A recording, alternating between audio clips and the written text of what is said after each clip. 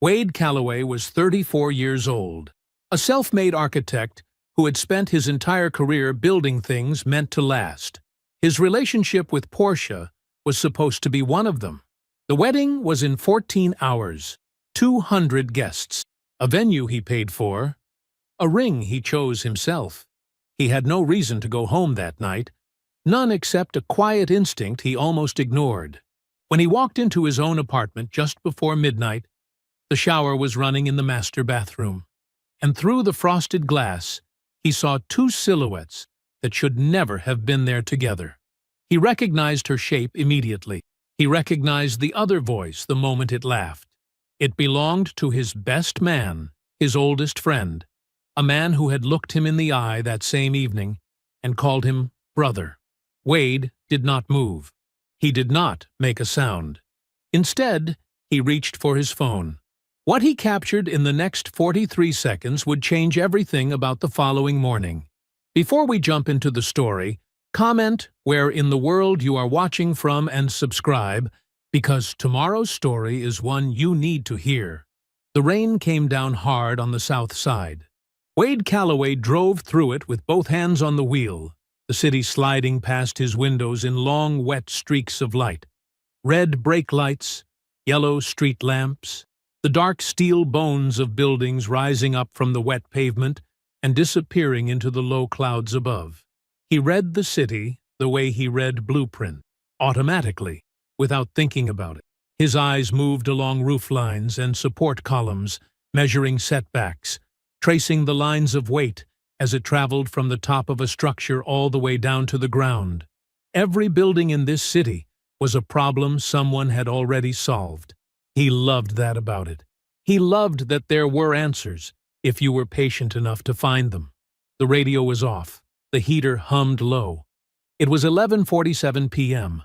He should have been at the hotel suite with Dante and the other groomsmen, laughing too loud, playing cards, letting the night stretch out the way nights before big days tend to do. He had stayed for 2 hours, long enough to be present, long enough to let Dante pour him one drink and give one of his speeches about brotherhood and what it means to stand beside a man on the most important morning of his life. Then, quietly, Wade had slipped out. Not cold feet. He needed to be clear about that, at least to himself. Not fear, not doubt. Just the simple, private need to spend one last night inside his own space before everything shifted. He had always been that way. Needed silence the way other men needed noise. His father used to say, "Wade, you're the only child I know who could sit still long enough to watch concrete dry." He'd meant it as a tease. Wade had always taken it as a compliment. His father had been gone 15 years now. Gone at 51, a heart attack in the middle of an ordinary Tuesday. The kind of death that does not give you time to prepare a response. Wade had been 19. He had learned from that how quickly the things you count on can be removed from the equation. He had learned to count carefully. He thought about Portia. 3 years. That was how long it had taken him to understand that someone could feel like the answer to a question he hadn't known he was asking. She was sharp in the way that impressed him. Genuinely sharp, not performed intelligence, the kind that showed up in how she moved through a room, how she heard things people said, and the things they didn't. She was beautiful in a way that still caught him off guard sometimes, even now, even after 3 years of watching her reach for her coffee mug in the morning and fold herself onto the couch on Sunday evenings. She was ambitious. She wanted things, and she worked for them. He respected that completely. She fit was the word he kept coming back to. She fit into his life the way a keystone fits into an arch, holding everything in place, making the whole structure stronger by being exactly where she was. Tomorrow he was going to marry her. He almost smiled at that. Almost. The smile got intercepted somewhere by the thought of Bertie. Bertie Cross had found him at the rehearsal dinner, maybe an hour into the evening. She had materialized at his elbow the way she always did, without announcement, without preamble, and steered him 3 feet away from the nearest conversation with a hand on his arm. She had looked at him with those eyes she used in courtrooms, the ones that didn't blink when they didn't need to. And she had said, "You sure about this, Wade? Not the marriage." Her, specifically. He had laughed. He had told her she was being protective to the point of overcorrection, which she was, which she always had been, which was one of the reasons he loved her. She had given him a look that said she was logging his answer without agreeing with it. Then she had let it go. He had let it go, too. Birdie had been looking out for him since their sophomore year at Howard, in the specific way of someone who reads people for a living and cannot always explain what they've read, only that they've read it. He trusted her instincts as a rule, but he trusted his own, too. He pulled into the parking garage. The attendant's booth was dark, the gate arm already up for residents. His headlights swept across the concrete columns as he turned toward his level, the light catching the painted numbers on each space, the familiar geometry of a place he had parked in 600 times. He saw the Tesla in the guest spot before he fully registered what he was looking at. Black. Dante's plates. He knew those plates the same way you know everything about a person after 14 years. He sat with the engine idling for a moment, looked at the car, looked away, looked back. Dante had said he was heading back to the hotel, said it directly, before Wade himself had left. But Dante had a key. Portia had given it to him weeks ago for the back and forth of wedding errands. He probably forgot something. The ring box, maybe. Or the cufflinks he'd left on the kitchen counter last Thursday. Wade parked. He took the elevator up. The apartment was dim when he let himself in. The kind of dark that means the person inside has been settled for a while. No lights left on for anyone expected. He set his keys on the entry table out of pure habit, barely making a sound. From down the hall, he could hear the shower running in the master bathroom, the soft, steady sound of it. He moved toward the bedroom the way he always did, naturally, the automatic ease of a man moving toward the center of his own home. He reached the bedroom door. He pushed it open. The bathroom door was not fully closed. That was the first thing Wade saw. A thin strip of warm light bleeding through the gap, soft and amber-colored, and above it a slow curl of steam rising toward the ceiling. He stood in the bedroom doorway and looked at that strip of light, and did not move. Through the large frosted glass of the shower enclosure, two shapes, blurred by the glass, softened by the steam, but shapes nonetheless. His brain began processing them the way it processed everything, methodically, without rushing the conclusion. One shape was Portia's. He knew her silhouette the way he knew the roofline of his own building, the particular way she stood, the angle of her shoulders. The second shape was taller, broader across the back, male. They were not standing still. The sounds reached him a half-second later. Small sounds, private sounds, the kind that belong only to two people who believe they are completely alone. And then a voice, low, familiar in a way that moved through Wade's chest like a current. A laugh, short and easy, that he had heard across dining tables and basketball courts and graduation ceremonies. A laugh he had laughed along with for 14 years, without once having a reason not to. Dante. The thing that moved through Wade in that moment was enormous. It was the specific, crushing weight of a structure failing all at once.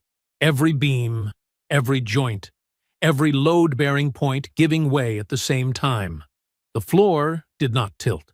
His vision did not blur. But something deep inside him shifted, in a way he understood immediately and completely was permanent.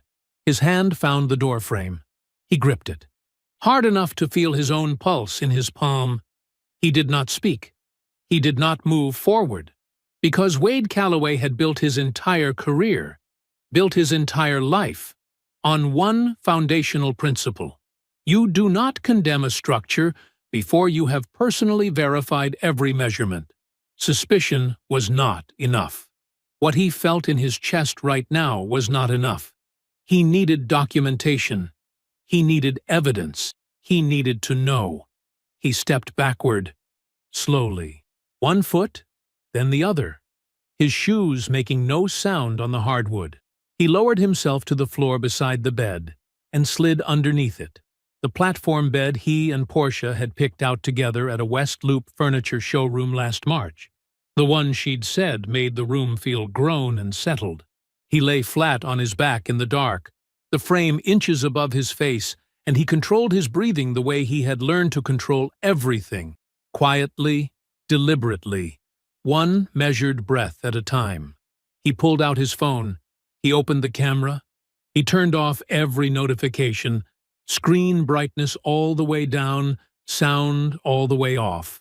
With the precise muscle memory of a man who had worked in silence his entire professional life. Then he waited. 4 minutes, maybe 5. The shower cut off. The bathroom door swung open. Steam rolled into the bedroom, thick and warm. Dante came out first, a towel around his waist, Wade's towel from Wade's bathroom, and he was laughing softly at something Portia had said that Wade hadn't caught. He moved to the armchair in the corner without hesitation, Wade's reading chair. His clothes were already folded over the arm of it, not dropped, folded. The easy, familiar organization of a man who had used that chair before, many times before. Wade pressed record. Dante dressed with the unhurried calm of someone completely at home. He shook out his shirt. He stepped into his pants. He checked his reflection once in the mirror above the dresser, touched the line of his jaw, moved on. Portia came out behind him wrapped in her robe. She was glowing. Not nervous, not careful, not guilty, happy.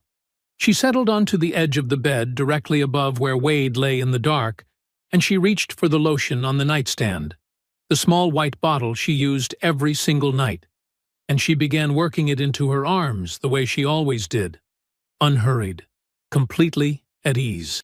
The sound of it was so ordinary it was almost unbearable. Wade, in the dark beneath her, did not breathe. Dante finished buttoning his shirt. He looked at Portia in the mirror and said, "You sure you're good? Tomorrow's a long day." Portia laughed, low and private. The laugh Wade had believed was his. She said, "I've been doing this for over a year. I think I can manage one more day."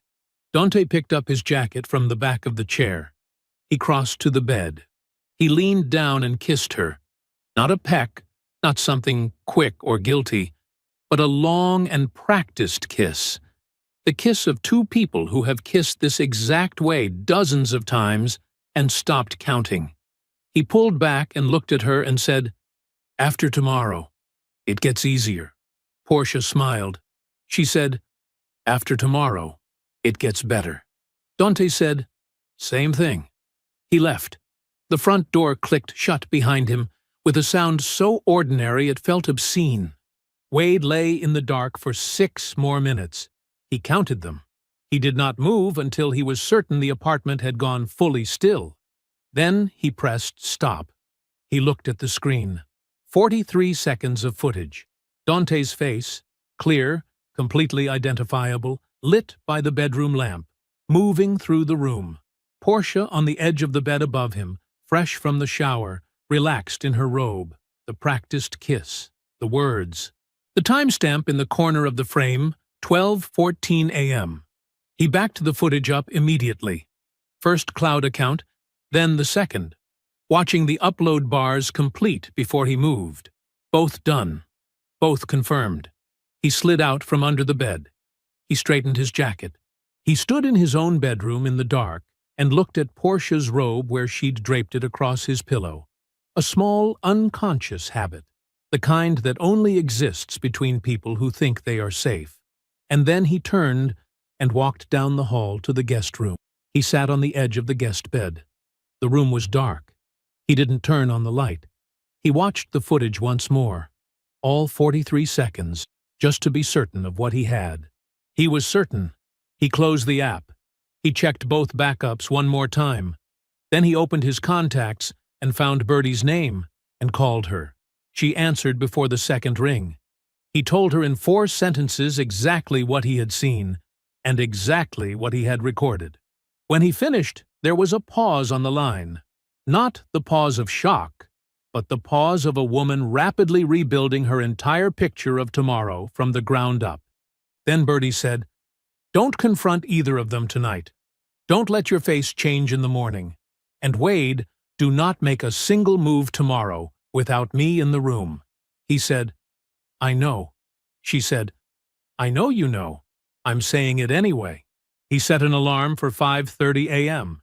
He lay back on the guest bed in his clothes. He closed his eyes. He slept. The alarm pulled him out of sleep at 5:30 a.m. exactly. Wade lay still for 3 seconds. Ceiling above him. Guest room. The sounds of early morning Chicago filtering up from the street below. A truck. A distant siren. Rain still tapping the window glass. He let those 3 seconds be what they were. Then he got up. He showered in the guest bathroom.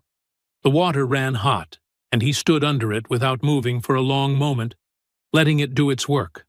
Then he washed, turned it off, and stepped out. He dressed the way he always dressed before something that mattered, deliberately, each piece in order. His suit was deep charcoal, not black, not navy, charcoal, because he had chosen it 3 months ago for today, and he was not going to let what had happened in the 14 hours since change that. His shirt was white and pressed. His tie was knotted twice before he was satisfied with it. His shoes caught the light. He looked at himself in the mirror above the guest bathroom sink. He looked like a man walking toward the best day of his life. Good. From down the hall, through the closed master bedroom door, he heard Portia moving. The small sounds of a woman getting ready. Drawers, hangers, the faint musical click of jewelry being set on a hard surface. He stood in the hallway for a moment and listened to those sounds and felt the grief of them move through him, sharp and specific, the way real pain always is. He gave it exactly what it deserved. Then he walked to the kitchen and made coffee. He texted Dante at 6:15 a.m. "Best man, ready for the best day of my life. Let's get it." The reply came back in 4 minutes, full of exclamation points and a string of celebration emojis. "Born ready, brother. Today, we make history." Wade read that word. Brother. He looked at it the way he looked at a crack in a foundation. Quietly, carefully, understanding exactly what it meant and what it had always meant and what it was going to cost.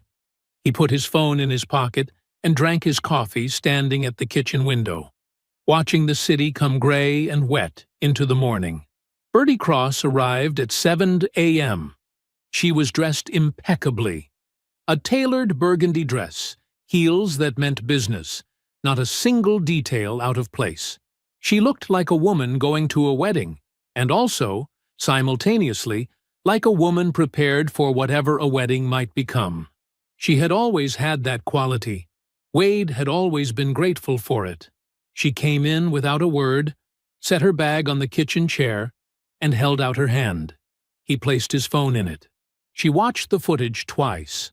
Both times her face was the face she used in courtrooms, completely still, completely present, giving the room absolutely nothing. She listened to the audio with the same expression. When she was finished, she set the phone face down on the kitchen table. She said, "That audio is legally clean. Your home. Voluntary capture.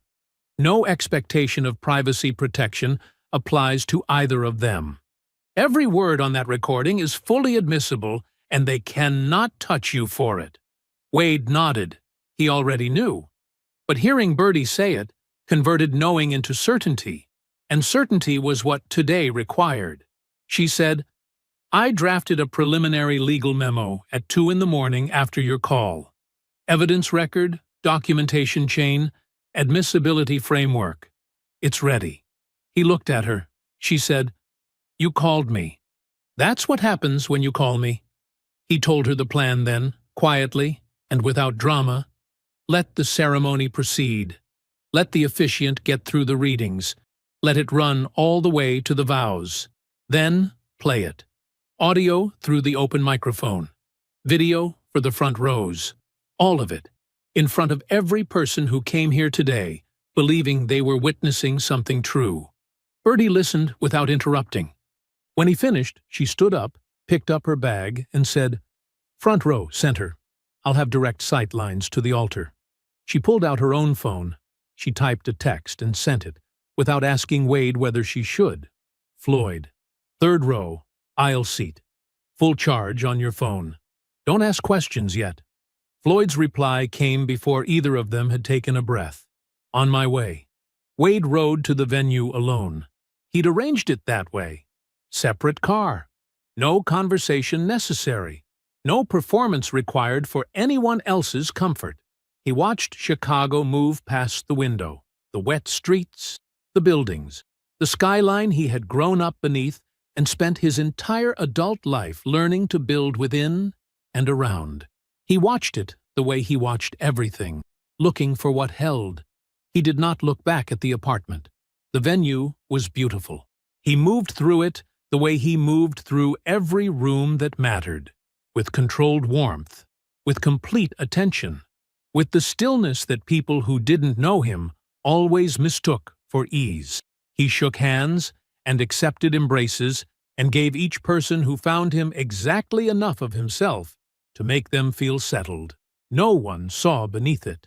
No one was supposed to. He took his position at the altar.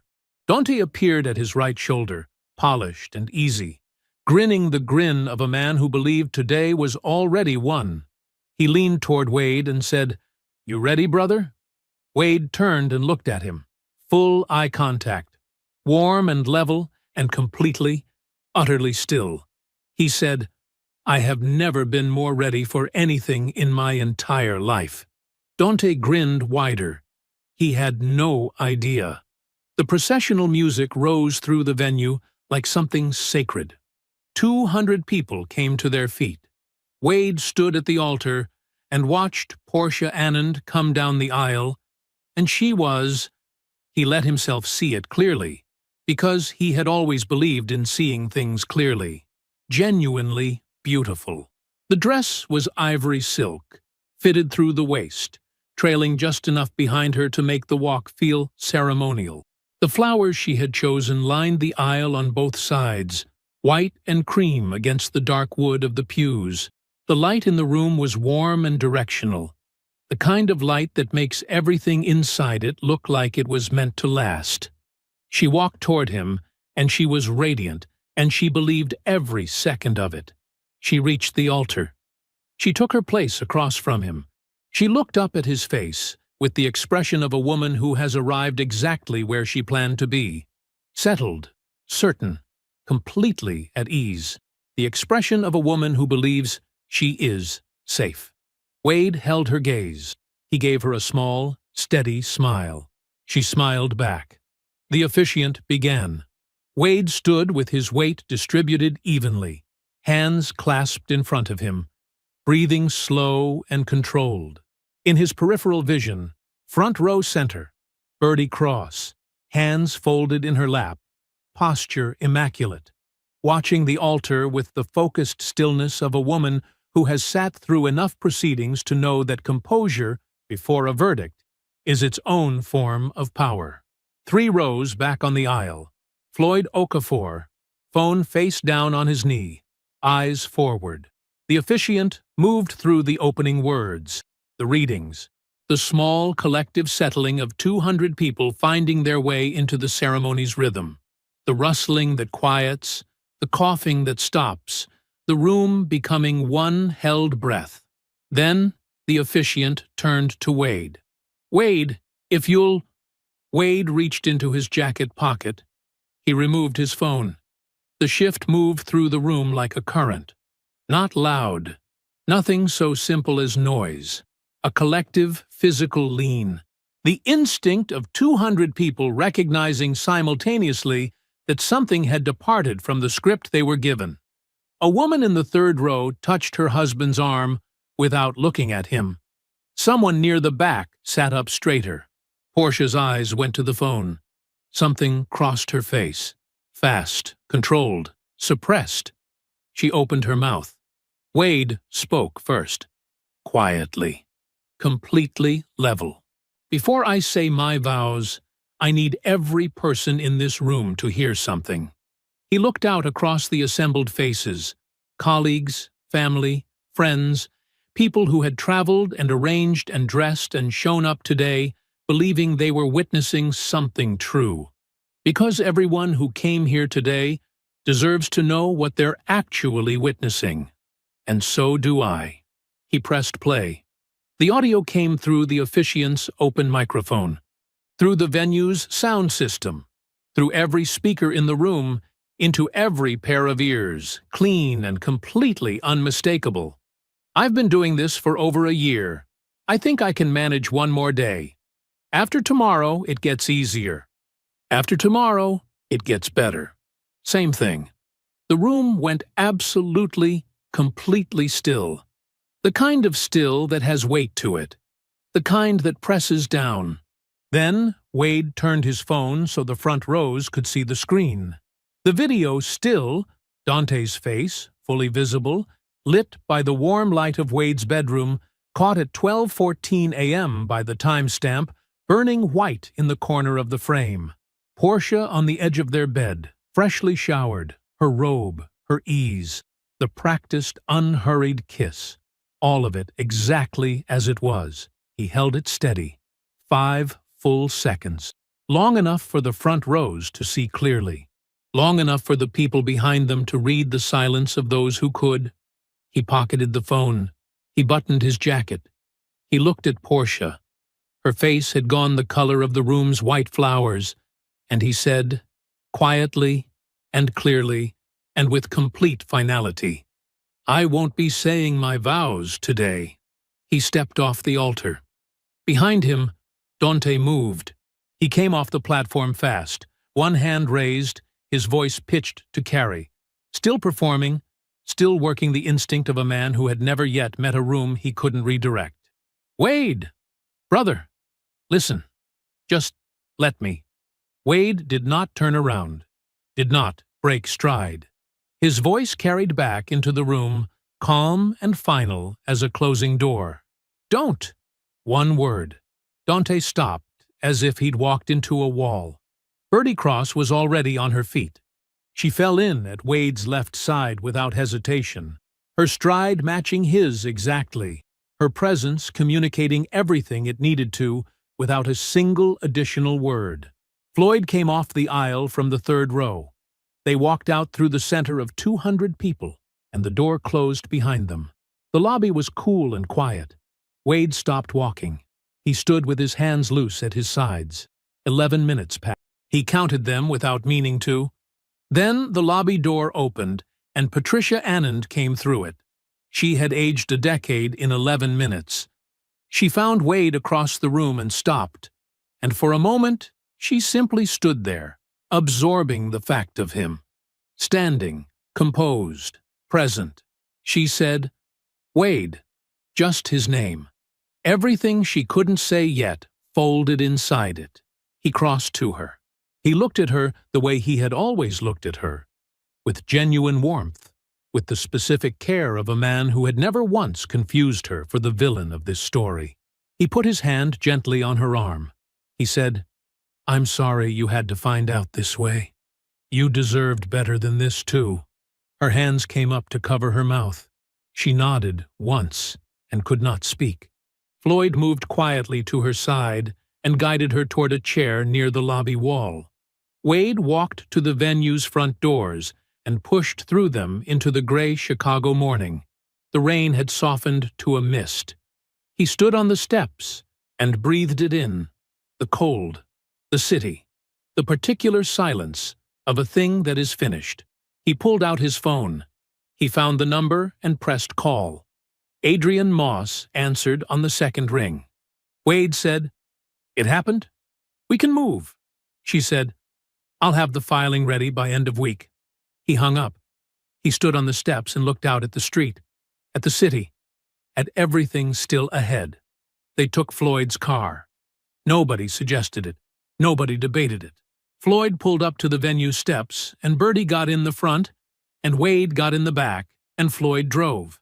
And for the first 6 blocks, nobody said a single word. The city moved past the windows. Chicago on a Saturday morning. Unhurried, gray-skied, indifferent to what had just happened inside that building. A woman walked a dog past a coffee shop. A bus pulled from a stop. Ordinary things continuing to be ordinary, the way they always do when your world has just split clean down the middle. Wade watched it all without seeing much of it. The apartment was exactly as he'd left it that morning. His coffee mug still on the counter. His dress shoes, the ones he'd switched out for the ceremony pair, still sitting near the entryway. The guest room door open. The bed inside it, made with the tight, precise corners of a man who makes beds the way he does everything else. Adrienne Moss called him while Floyd parked. She was brief and precise. The apartment lease was in Wade's name only, always had been. Portia's name appeared nowhere on the property documentation. She advised him to document the apartment's contents with photographs before anything moved, and told him she'd have a full asset summary on his desk Monday. He walked through 3 rooms with his phone out and shot 47 photographs. Methodical, unhurried. The way you document a structure before you begin any significant work on it. Portia did not come back that night. He didn't know where she went and didn't ask. By 7 o'clock, the 3 of them were at his kitchen table. Birdie had changed out of her dress. She kept a go-bag in Floyd's trunk, because Birdie Cross was the kind of person who kept a go-bag in someone's trunk, and was in dark jeans and a gray pullover, her legal pad open in front of her, her handwriting small and exact. Floyd had his laptop. Wade had made coffee because something had to be normal. Birdie went first. She walked Wade through the dissolution timeline in plain terms, the filing window, what Illinois law allowed, what it didn't. No shared property, no joint accounts. The engagement had produced no legal entanglements that Adrienne couldn't unwind efficiently. She looked at Wade across the table and said, "She doesn't have leverage here. Neither does he, legally. What they have is embarrassment, and that's not something any attorney can file." Wade nodded. "What can they contest? The recording. They'll try. And it won't hold. Your home, your device. Voluntary conversation in a space you own. I confirmed that at 2 in the morning the day before the wedding, and I'd stake my license on it today." She underlined something on her pad. "Adrienne is handling the civil side. I'm going to call her Sunday night, so we're coordinated going into the week." "Okay." Floyd cleared his throat. Both of them looked at him. Floyd was not a man who cleared his throat for nothing. He did it once when he'd found a critical miscalculation in a contractor's load-bearing plan, and once when the city's permit office had misclassified a structural submission that would have cost the firm 8 months. Wade had learned to give Floyd his complete attention when he made that sound. He said, "I need to tell you both something about the audit." He turned his laptop so they could see the screen. A side-by-side comparison, 2 columns of technical documentation, dense with specifications and notation. On the left, dates going back 4 years. Wade's proprietary structural frameworks, time-stamped to the firm's internal servers. On the right, Dante Washington's development company's filed permit applications. Recent. Stamped. Public record. Floyd said, "I haven't finished. I need at least 2 more weeks to document everything the way it needs to be documented, but the shape of it is already there." Wade looked at the screen for a long moment. He didn't speak. Birdie leaned forward. Her eyes moved across both columns with the focused quiet of a woman reading a verdict she had already suspected. She said, "How many projects?" 3 that I've confirmed so far. Possibly a 4th. Floyd pointed to a line on the right side. "This one broke ground 6 weeks ago. South Loop. Mixed use. The structural design language is not similar to Wade's frameworks. It is his frameworks." The kitchen was very quiet. Wade said, "Keep going. Format everything the way it would need to appear in court. Every file, every comparison, Every timestamp. Floyd said, "Already started." Bertie was looking at Wade. He met her eyes. She said, "This changes the scope of what Adrienne is building. I'll brief her Sunday." Wade said, "Good." He stood and refilled his coffee. He stood at the counter with his back to them for a moment, not hiding his face, just standing, giving the information the 30 seconds it deserved. Then he turned back around and sat down, and they kept working. Bertie left at 11:15. At the door, she turned back. She looked at him the way she had looked at him at the rehearsal dinner, searching, precise, landing on something she recognized as solid. She said, "Get some sleep. Tomorrow starts the part that actually matters." He locked the door behind her. The apartment was quiet. His apartment, in his name, containing his things and the air of a life that was still, despite everything, entirely his. He stood in the hallway for 60 seconds and let himself feel it, all of it, the full, unguarded weight of what the last 24 hours had cost him. Not the anger. He'd carried the anger cleanly. The grief, the particular grief of a man who had loved something real and built something real and watched someone choose to treat it as furniture. 60 seconds. Then he went to bed. 3 weeks passed the way difficult weeks do, when you refuse to let them swallow you whole. 1 day at a time. 1 hour at a time when that was all he could manage. Wade ran every morning, 6 miles through the South Side streets he grew up on, past the buildings he studied as a kid, without knowing yet that was what he was doing, reading their bones, tracing their lines, learning the language of structure before he had a name for it. He was back at his desk by 8. He met with Adrienne on Tuesdays and Thursdays. He answered every email. He did the work. He did not contact Portia. He did not contact Dante. He didn't need to. Floyd called on a Tuesday evening, just past 7. Wade saw his name on the screen and sat down before he answered. He didn't think about why. It was the same instinct that made him slow down on a job site when something in the air felt different. Not wrong yet, just different. The way a building sometimes breathes before it tells you where it's stressed. Floyd's voice, even in a single ring, had something in it that said, "Sit down." He sat. He answered. "I finished," Floyd said. Wade didn't say anything. He waited. Floyd was quiet for exactly 1 beat, the pause of a man choosing his first word carefully, not because he was uncertain about what he'd found, but because he respected what it was going to cost the person on the other end of the line to hear it. Then he started talking. 3 projects, 2 years of filings. Dante's company had submitted development permits and pitch packages for 3 separate builds: a residential conversion in Logan Square, a commercial renovation in Pilsen, and the South Loop mixed-use development currently rising from the ground 6 weeks into construction.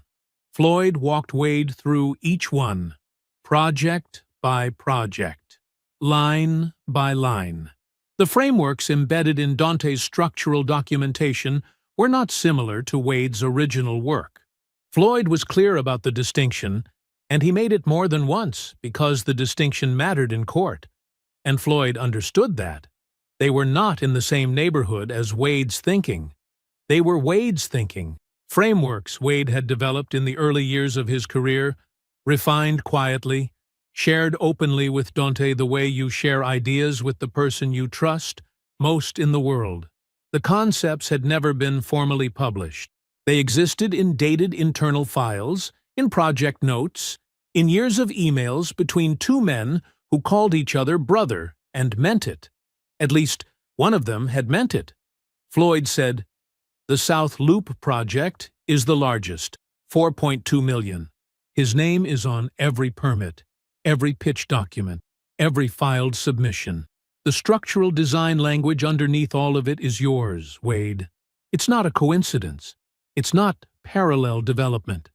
I've been doing this long enough to know the difference between 2 people arriving at the same place and one person taking a map that belonged to someone else. Wade sat with the phone against his ear and said nothing. "You still there?" Floyd asked. "I'm here. This is sustained and documented. At least 2 years. Probably longer once I cross-reference the earlier files. Send me everything," Wade said. His voice was level, even. The voice of a man processing a structural failure, not panicking, not collapsing, identifying every load point before he makes a single move. Every file, every comparison, every timestamp, formatted the way it would need to appear in court. "Already done," Floyd said. "It's in your inbox." Wade thanked him and ended the call. He called Bertie. She answered on the second ring and did not say hello. Just talk.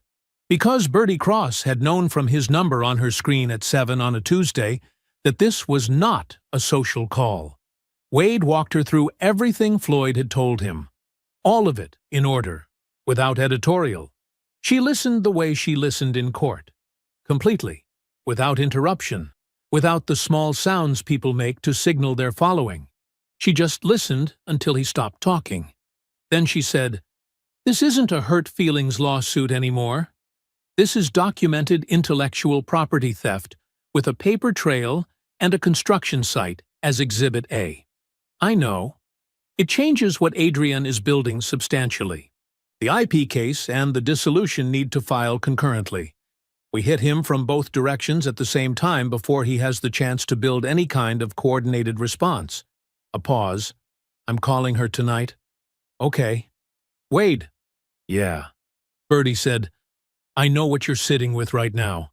I know what 14 years looks like when you're on the other side of it." He didn't answer that. She didn't need him to. "I'll call you after I talk to Adrienne," she said. He set the phone down on the kitchen table. The apartment was quiet around him. His apartment. His table. The inbox on his laptop showing Floyd's email. A single subject line. No drama. Just the work. IP comparative analysis. Final documentation. He thought about 14 years. He thought about every design conversation he'd ever had with Dante over dinner, over drinks, in the easy, open-handed way he shared ideas with people he trusted. He thought about how freely he'd talked, how much he'd given. Then, he closed that door. He opened his laptop and began to read. Wade called Portia on a Wednesday morning, 5 weeks after the ceremony. That wasn't. He did not rehearse what he was going to say. He knew what he was going to say. He picked up his phone, dialed her number, and when she answered, careful, measured, the voice of a woman who had been waiting for this call and had prepared for it, he spoke plainly. "I'd like to meet. Coffee. Somewhere neutral. Before the legal proceedings make any real conversation between us. Impossible." A pause. Not long. Just enough to tell him she was calculating. Then, "Okay." That one word told him everything he needed to know about where her head was. She still thought this was a room she could work. She still thought Wade Calloway, when placed across a small table with a warm cup between them, was a problem she could manage with the right words arranged in the right order. She had spent 3 years believing that about him. He understood now that she had never stopped. He suggested a coffee shop in Wicker Park, public enough to be neutral, quiet enough to talk. She arrived 3 minutes after him, which meant she had been nearby, which meant she had wanted to see the room before she walked into it. Smart. He had accounted for that. She looked composed, carefully so. The kind of composed that takes longer to construct than it appears. She sat across from him and folded her hands around her cup, and looked at him with an expression that was close to sincerity, without quite being it. Wade let her talk first. She had a version ready. Of course she did. She was a marketing executive. Narrative management was the exact center of what she did for a living. The story she told was well constructed. Disconnection that had crept in slowly. Needs she hadn't known how to name. Something that happened before she understood what it was becoming. She did not use the word love in connection with Dante. She was too precise for that. She used words like complicated and unplanned and something I'm not proud of. She spoke for nearly 4 minutes without stopping, and the whole time she maintained steady eye contact because she knew that steady eye contact read as honesty to most people. Wade was not most people. He listened without interrupting. He nodded in the appropriate places. He kept his face open and his posture relaxed, the body language of a man who is processing, considering, giving the other person a fair hearing. He sipped his coffee once. He set it down. Then, when she finished, he waited a beat. And then he said, casually, "The way you mentioned something that just came to mind. I've been thinking about pitching a new project. Mixed use, south side of the loop. I've got some structural frameworks I've been developing, load distribution approach, foundation sequencing, some adaptive geometry work I refined about 3 years back." He kept his voice easy, conversational. A man sharing something he was excited about. It's a different approach to below-grade reinforcement, more efficient than what most developers are using right now. I think there's a real market for it in the current environment.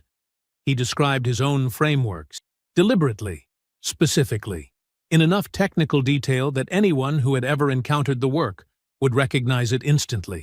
He watched her face the entire time. She reached for her coffee cup 3 seconds too fast. It was a small movement. Anyone else might not have noticed it, but Wade Calloway had spent his career reading the small signals that buildings sent before they told you where the stress was living. And he noticed. She grabbed the cup, brought it to her mouth, took a sip she didn't need, and then redirected. "That sounds like something your firm would support," she said. Smooth, natural, pivoting the way she always did. She knew. She knew exactly what he had just described. She had heard it before. Not from him. From Dante. In conversations she was present for, or documents she had seen, or both. She knew, and she had known for long enough that redirecting around it was already a reflex. Wade finished his coffee. He set the cup down evenly. He thanked her for meeting him, and he meant it. Not warmly, but genuinely. She had given him something useful today, even if she didn't know it yet. He walked out of the coffee shop into the gray November morning and found Bertie Cross leaning against her car on the street, arms folded, wearing the look she wore when she was running the numbers on something, and the numbers were not settling. "Well," Bertie said, "she knows about the IP." Bertie was quiet for a moment. "That's not evidence, Wade." "I know. But Floyd will find it. I know that too." He asked Floyd that same week to run a secondary research thread, a cross-reference of Porsche's marketing firm's full client list, against Dante's development company's financial history going back 3 years. Floyd called back 4 days later. Wade was at his desk when his phone rang. He picked up on the first ring. Floyd's voice had that same quality it carried the night of the IP findings. Careful. The way a voice gets when the person speaking already understands the weight of what they're about to put down. "Dante's company became a client of Porsche's marketing firm 14 months ago," Floyd said. 8 months before the engagement, 6 months into your relationship with her. Wade did not speak. "The business arrangement and the affair were already running when she said yes to your ring, Wade. They were already running when she met your family. They were already running at the engagement party." Floyd paused. This wasn't a relationship that went wrong. The relationship was never what she said it was. Wade thanked him and ended the call. He sat alone at his desk and read through Floyd's findings twice. Every line, every date. The client intake records, the financial timeline, the calendar of it, how it overlapped with moments he could now locate precisely. The Tuesday she came home distracted and said she was stressed about a new client. The weekend she said she was visiting a friend in Milwaukee. The engagement dinner where Dante gave a toast about brotherhood and loyalty and looked Wade directly in the eye and smiled. The clock on his laptop read 11:04 p.m. He called Bertie. She answered before the second ring. He read her the relevant sections slowly, in order, without adding anything to them. The dates spoke clearly enough on their own. When he finished, there was silence on the line, not the silence of shock. The silence of a woman sitting completely still, while everything she already suspected became something she could now verify. Then Bertie said, and her voice had none of its professional register, none of the attorney in it, just the person. I am going to make sure they feel every part of this. Wade said, "We are, together."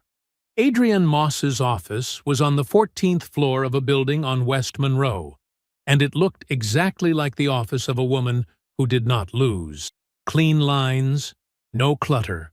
A long conference table that could seat 12, but today held only 4 chairs, and one spread of documents that covered most of its surface.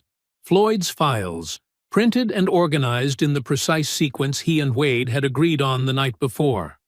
Adrian stood at the head of the table and read in silence. She did not skim. She moved through each page the way surgeons move. Steady, focused, nothing wasted. Floyd's comparative analysis. Wade's original dated design files, some of them going back 6 years. The project permit filings from Dante's company. The timeline overlaid across all 3. The South Loop development highlighted in a separate tab, its $4.2 million valuation and current construction status noted at the top of the page in Floyd's clean, exact hand. Bertie sat to Wade's left, hands folded, watching Adrian the way she watched judges. Wade sat still. Adrian turned the last page. She set it down. She looked up. "This is a strong case," she said. No preamble. The dated originals are clean. The comparative analysis is thorough. Whoever did this work understood how to build a record that holds up under scrutiny. She paused. "Your firm will want to be part of this independently, Wade. Their own interests are engaged the moment one of their architect's proprietary frameworks appears in a competitor's filed permits. They have standing and they have resources. I'm meeting with the senior partner this afternoon," Wade said. Adrian nodded. She looked at Bertie. "Tell me how you want to sequence this." Bertie leaned forward slightly. "We file the IP case concurrent with the dissolution. Same week, ideally, the same day. Dante gets hit from both directions at once. He's managing the personal fallout and a civil IP dispute simultaneously. He cannot build a coordinated defense for both in the time he has." She said it the way she said everything in rooms like this. Flat, precise, no extra words. He will not see the IP case coming. He thinks this is still about the affair. Adrian considered this for exactly 2 seconds. "Agreed. I'll have both filings structured by end of week. You review the dissolution terms, I'll finalize the IP complaint, and we coordinate the timing." "Thursday," Bertie said. "Thursday," Adrian confirmed. Wade looked at the documents spread across the table. His work, his name, his years, and he said nothing. There was nothing to say that the paperwork wasn't already saying more clearly.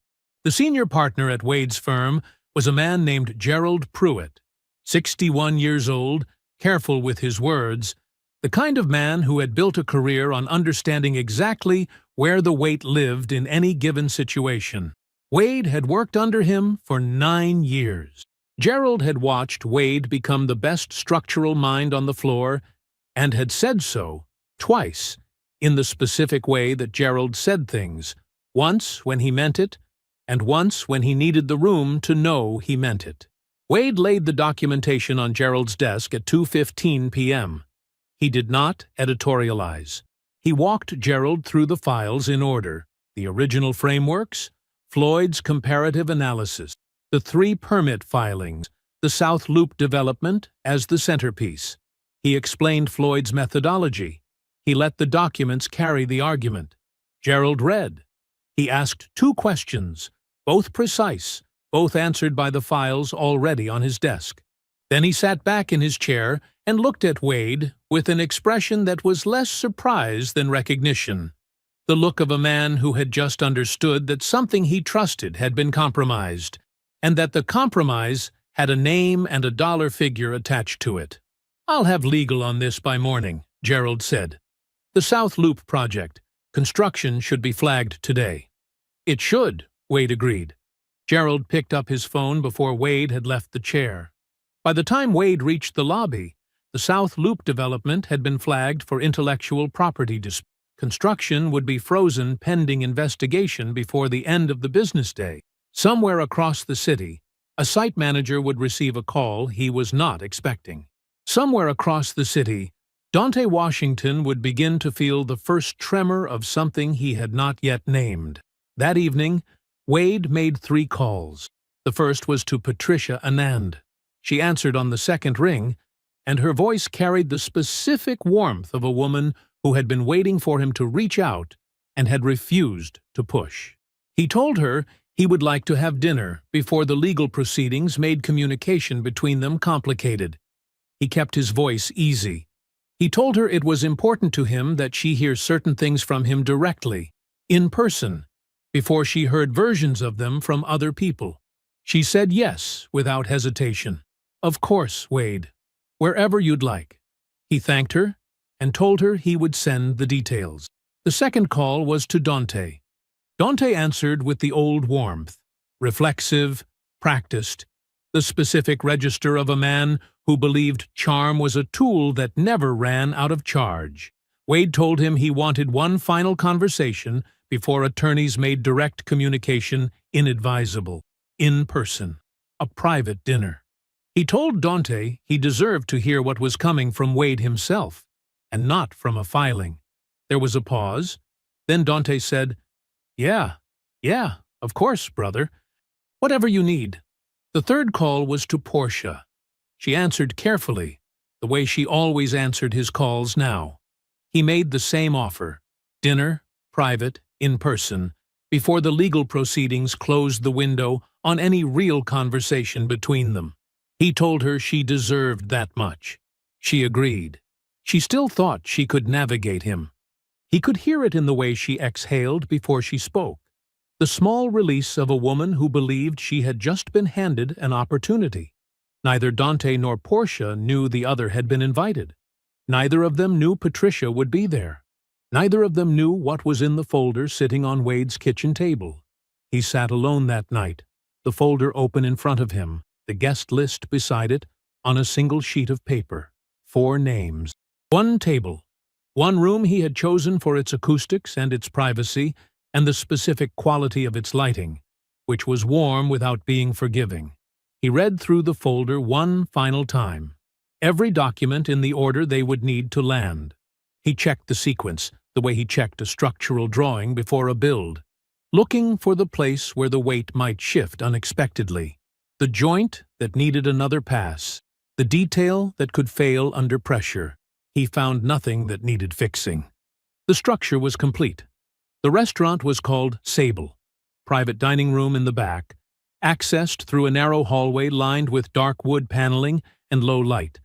The kind of place where important conversations happened and stayed happened, where the walls were thick enough and the staff professional enough that nothing left the room unless you carried it out yourself. Wade arrived at 6:45, 15 minutes early. He always arrived early to rooms that mattered. The host showed him to the table without a word. Round, seats 6, positioned against the far wall. Wade walked the perimeter of the room once before he sat. A habit, like checking a load-bearing wall before you trust it. He chose the chair with its back to the corner and a clean view of the door. He sat. He set the manila folder on the table to his right, closed, and placed his hand flat on top of it for just a moment. Then he moved it beside his plate and left it there. Bertie arrived at 6:51. She was wearing deep burgundy, her hair pulled back clean, and she carried nothing except her small clutch, which held her phone, her keys, and 1 business card she had already separated from the rest. She sat to his left without ceremony. She did not look at the folder. She looked at the door. Floyd came in at 6:54. He nodded to Wade, nodded to Bertie, and took the chair to Wade's right. He set his phone face down on the table. He did not look anxious. Floyd never looked anxious. He looked like a man who had done his work correctly and was prepared to be present for what came next. The three of them did not talk while they waited. There was nothing to say that had not already been said. Portia arrived first among the four. She came through the door at 7:02 and stopped for exactly 2 seconds when she saw the table. Bertie on Wade's left, Floyd on his right, the folder beside his plate. Her eyes moved across the configuration, the way a marketing executive's eyes move across a room she expected to be one thing and found is another. Then she recovered, smoothly, quickly, the way she recovered from everything. She smiled. She crossed to the table and sat across from Wade, and placed her napkin in her lap, like this was exactly what she had expected. "Wade," she said. "Portia." He smiled back. "Easy. Glad you came." Dante came in at 7:06. He saw Portia first. His steps slowed by a fraction, not enough for anyone who didn't know him to notice. But Wade knew him, had known him for 14 years, and he noticed. Then Dante looked at Wade. Wade looked back at him. Open face, warm eyes. He gave him absolutely nothing. Dante crossed the room and sat. He reached for his water glass and said smoothly, "Good to see everybody." Patricia Anand arrived at 7:09. She came through the door with the composed posture of a woman who had dressed carefully for a dinner she was uncertain about. And then she saw her daughter. And then she saw Dante Washington sitting at the same table, and her posture changed in a way that had nothing to do with how she was standing. Something moved behind her eyes. She looked at Wade. He stood when she entered. He pulled out the chair beside Portia. Not across from her, beside her, because Patricia Anand deserved not to be positioned like an opponent. She sat. She unfolded her napkin. She did not speak.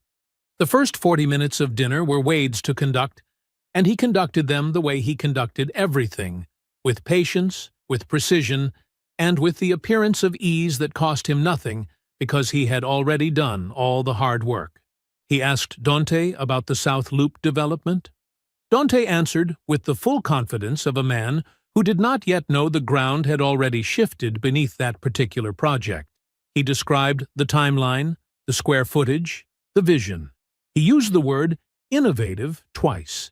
He leaned back in his chair the way he always leaned back in chairs, like every room was built to accommodate him. Wade nodded. He asked a specific question about the structural design language of the project. Precise, technical, the kind of question that required knowing the frameworks involved. Dante answered it. Wade noted exactly which words he used. He asked Portia about her firm. She gave him a clean, professional summary. New clients, a campaign she was proud of, the direction she was taking the brand division. Her voice was controlled. Her hands were still. She was very good at this. He asked Patricia about her sister in Atlanta. Patricia's face softened for just a moment, the genuine softening of a woman who had not expected to be asked something kind, and she told him her sister had just become a grandmother for the second time. Wade said that was wonderful. He meant it. The entrees arrived. The table fell into the kind of quiet that comes when people are waiting for something they can't name yet. Wade set his fork down. He looked at Patricia first. "I asked you here because you have always been straight with me," he said. "And because what I'm about to say deserves to be said to your face before you hear someone else's version of it." Patricia's hands folded in her lap. She looked at him steadily. Portia and Dante's relationship did not begin during the engagement. Wade's voice was level, unhurried, every word placed like a load-bearing beam. It began 14 months ago, 8 months before I proposed. At the same time, Dante's company brought Portia's firm on as a paying client. He paused, just briefly, to let that land. The business arrangement and the personal relationship were already running when Portia accepted my ring. That is documented. That is what I needed you to know. Patricia turned her head and looked at her daughter. Portia opened her mouth. Wade raised one hand. He did not look at her. He did not raise his voice. He simply held up his hand, and something in the stillness of it stopped her completely. Then he turned to Dante. He opened the folder. He did not pass anything across the table. He simply placed his hand on the first document and began to speak. The Meridian Point Project, filed 18 months ago. He named the framework. He named the date of his original. He described the specific structural language embedded in Dante's filing, terms he had used in private conversations with Dante years before. They appeared in a permit application carrying someone else's name. He moved to the second project. Same precision, same pace. No anger in his voice, just architecture. The kind of certainty that does not need volume to carry weight. He reached the South Loop development last. $4.2 million, currently under construction. He looked at Dante. Or it was. Adrian Moss filed this morning. Construction is frozen as of this afternoon pending IP investigation. My firm's legal team is involved independently. You'll be receiving documentation from 2 directions. Dante's face moved through its stages. The first stage was warmth, reflexive, practiced, the old machinery engaging. He said, "Wade, come on, man. Come on. You know how development works. You know how we used to talk through ideas together. That's how it goes in this industry. That's not—" "Dante," the single word stopped him. "I didn't bring you here to debate the documentation," Wade said. "You'll do that with your attorney. That's what attorneys are for." He closed the folder. "I brought you here because 14 years of friendship, even a fraudulent version of it, deserved that you hear this from me first. In a room without cameras. That's what I'm giving you." Dante looked at the closed folder. Something in his face stopped performing and became, briefly, just a face. Then he looked away. Wade turned to Portia. "Adrian will contact your attorney Monday. The apartment has been in my name since day one. My assets are structured separately and already protected. This will be efficient, and it will be final." Portia said nothing. Her coffee cup sat untouched in front of her. Wade looked at Patricia. "You have always been decent to me," he said. "Every time. Without exception. I wanted to make sure you heard the truth from someone who respects you. That's the only reason you're here tonight." Patricia Anand's eyes were bright. Her jaw was set.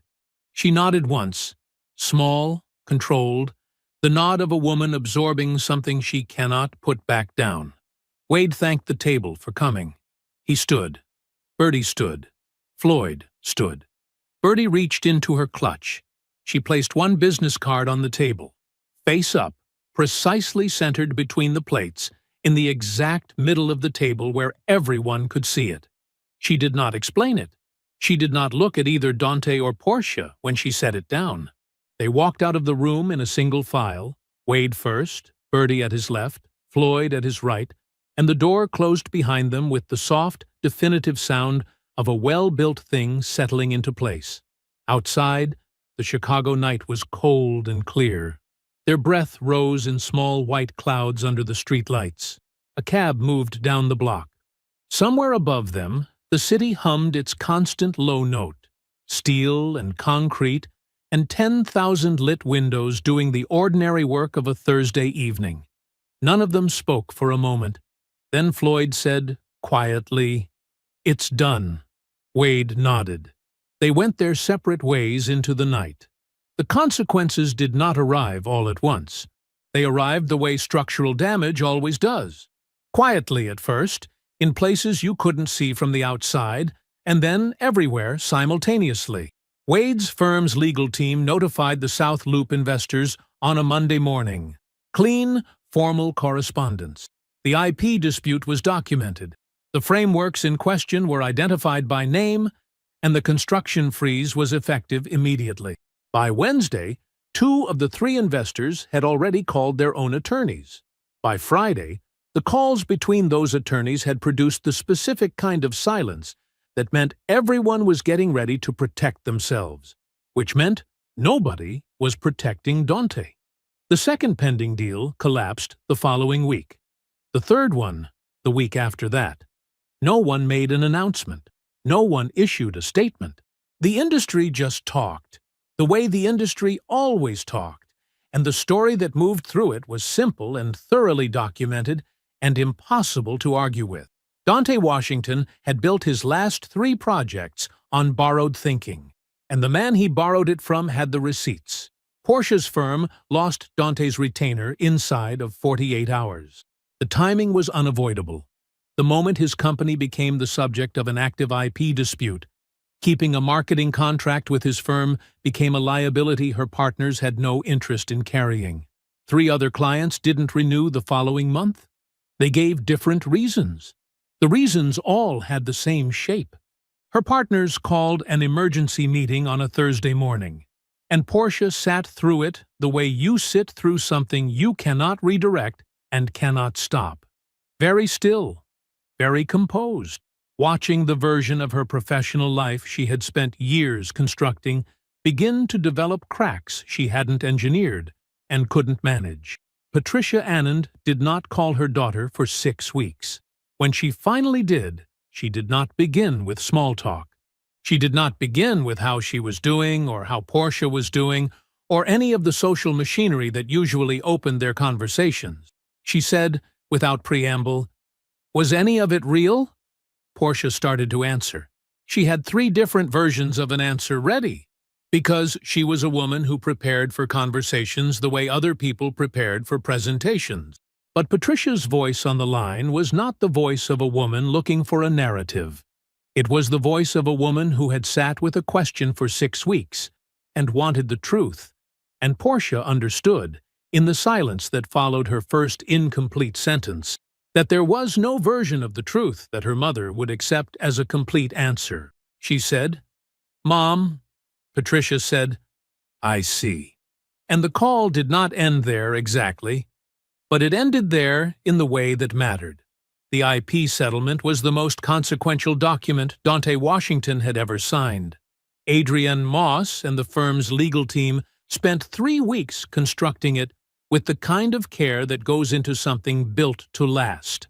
Every framework was identified, attributed, and compensated. The South Loop development was restructured so that Wade's contribution to its foundation was formally and permanently on the record, and a specific clause, clean, precise, and completely enforceable, effectively closed to Dante's company the entire category of development projects that relied on the structural design language he had been using without permission. It was not financial ruin. Dante would continue to operate. He would still come through doors and extend his hand and call people brother with the same fluency he had always had. But the rooms would be smaller, the projects would be less, and the people who knew the industry well enough to know what the settlement meant would know exactly what it meant, which is the kind of knowledge that follows a man through his career like a shadow and never fully detaches, no matter how far he walks. The dissolution was uncontested. Portia's attorney advised her not to fight the primary terms. She didn't. The apartment stayed with Wade. The assets remained separated exactly as Wade had structured them. Adrienne processed everything efficiently and without drama, which was the only kind of efficiency Adrienne knew how to produce. 3 weeks before the paperwork was final, Portia requested a 15-minute meeting, in person. She asked through her attorney, and the request was specific. She had something she wanted to say directly to Wade and wanted him to choose to hear it. Wade agreed. Neutral location. Birdie present. Not as an attorney, just as the person who stood at his left side when it mattered. Portia came in and sat across from him. She looked like a woman who had been carrying something heavier than she had anticipated. She looked, Wade thought, more honest than she had looked in 3 years. She said, "I need to know, did you ever actually have me, or was I always somewhere you couldn't reach?" It was the most honest thing she had ever said to him. They both knew it.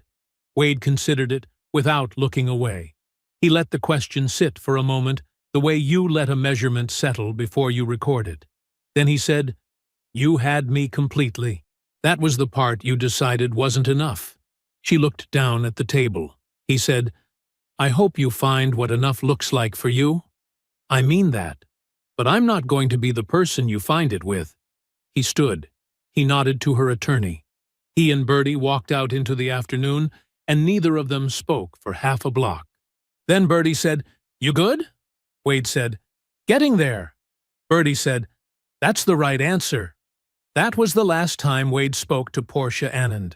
18 months later, the South Loop framework, properly documented, formally attributed, carrying Wade Calloway's name on every page as it always should have, anchored a new development partnership between his firm and a group that had sought them out specifically because of the quality of structural thinking the IP case had put on the public record. Wade stood at the groundbreaking with a hard hat and a set of blueprints and watched the outline of something true begin to rise from the ground. His ideas, his name, his work, clean and whole, and going nowhere. He had a new apartment, higher floor, lake view. The one he had always told himself was too much, until he understood that he was not too much, but simply had been living inside someone else's idea of enough. He had designed the interior modifications himself. Small, deliberate choices, a man marking a space as entirely his own. Bertie came for dinner once a month or more, depending on the week.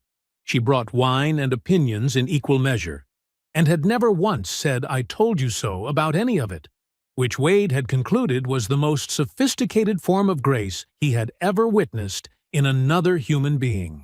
She was seeing someone who, after 2 dinners, Wade had decided was worthy of her. That was the highest standard he knew how to apply, and he did not apply it lightly. Floyd had been promoted. He had been passed over twice before, and Wade had made sure, quietly and specifically, that the right people heard the right things about the right man.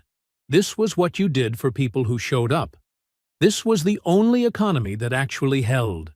Patricia Anand sent cards, Christmas and again in the spring.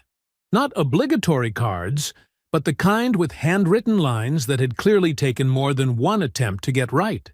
Wade sent them back. Some relationships survived the wreckage of others if both people decided they were worth tending. He had decided. So had she. Dante Washington still operated. Smaller projects, tighter margins. Rooms that once opened automatically now required a second introduction, because the first one had preceded him in ways that charm alone could not outrun. He was not finished, but he was permanently smaller than he had believed he would be, and the knowing of that was its own compounding weight, the kind that added up quietly and didn't stop. Portia had left Chicago. She was in a different city, in a smaller version of the life she had tried to build here, doing the kind of starting over that happens when you have exhausted the version of yourself that stopped working. Wade did not track her progress. He wished her, from a great distance and in the abstract, something resembling peace, because holding the opposite required energy he had better uses for, and he had always been precise about where he put his load. He ran in the mornings. He worked on things that mattered, with people who were worthy of the work. He called Bertie when something was funny and when something was hard, which was the correct and complete definition of what a friend was. He was not with anyone new yet. He had been asked and had said not yet because he trusted himself enough now to wait for what was actually right. He had rediscovered what it felt like to move through his own life with complete intention, to make choices from clarity rather than from the pull of someone else's need, to trust the structure of a day because he had built it himself, from the foundation up. One evening in early spring, Wade stood on his balcony with a glass of good bourbon and watched the Chicago skyline hold the last light of the day, the city he was born beneath, the skyline he had spent his career helping to shape, one load-bearing frame at a time, one properly engineered joint at a time, one building at a time that would still be standing long after the arguments about who designed it had faded into record. He thought, as he sometimes did in the quiet of an evening, about the frosted glass, about the 43 seconds of footage, about the 6 minutes he had spent completely still in the dark beneath his own bed, waiting, making sure, doing the thing he had always done, verifying every measurement before making the call. Suspicion was not enough. Assumption was not enough. He needed to know. He thought about the guest room, about the edge of that bed in the dark, about the decision he had made sitting there, not from anger, not from hurt, but from the same deep professional instinct that had built everything else in his life. Be still. Be precise. Build something true from the wreckage of something false. Every good architect knew it. The thing that mattered was never how a structure looked when conditions were easy. Strength was not a fair-weather property. It revealed itself in the only moment that counted. When the weight came down, when the pressure arrived, when everything that was not load-bearing fell away. The foundation held or it didn't. His held. He raised his glass once toward the skyline, toward the city, toward the work, toward the life that was entirely and completely and verifiably his own. Then he went inside, closed the door, and began. I hope you enjoyed that one. Be sure to like the video and subscribe so you don't miss the next story. I've picked out 2 more for you that I think you'll really like.